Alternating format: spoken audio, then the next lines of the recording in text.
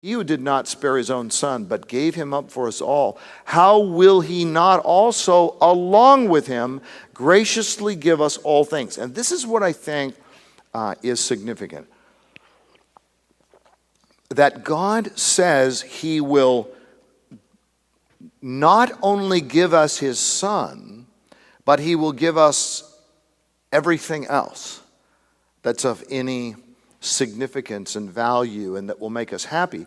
But that ultimately, his giving of his son involves the capacity or the opportunity to give us all things. Now, I hear some people say, and I think it's well-intentioned, but that it's not exactly biblically correct. I've had a number of people say to me, Christ is our only treasure. We should not be treasuring families. We should not be treasuring our jobs or treasuring this or treasuring, because Christ is our only treasure. I think that's wrong. What we should say is Christ is our primary treasure, first and foremost. Christ is the ultimate treasure.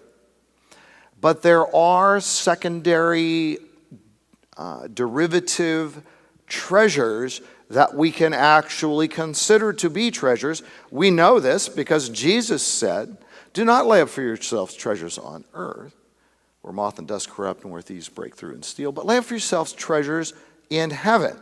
Well, he's saying there are treasures that you... So when he said, lay up for yourself treasures in heaven, was he saying, lay up for yourself me in heaven? Or was he saying, lay up for yourself Christ in heaven?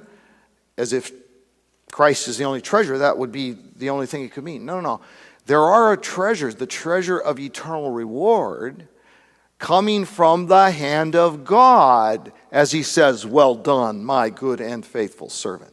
Likewise, and we'll talk about this later today, there's the treasure of relationships that we have with each other. And I've heard people say before, we shouldn't say that we're looking forward to... I heard a speaker say this at a conference. We should never say, I'm looking forward to being reunited to my mother who died, or my wife or husband who died, or my child who died in heaven. No, you should only be looking forward to being with Jesus.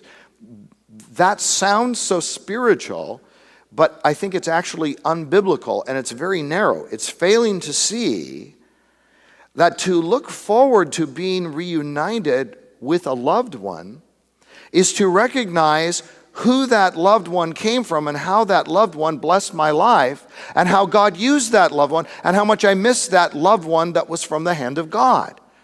So don't think of it as... we live in a world where we can turn secondary things, people and places and things, into idols. But they don't have to be idols. And as long as we see God on the throne, then all these secondary blessings don't have to be idols as long as we see them as derivative from him. They came from him. So when God blesses me with fill in the blank, I don't worship fill in the blank. I worship God, who is the giver, the provider of all things.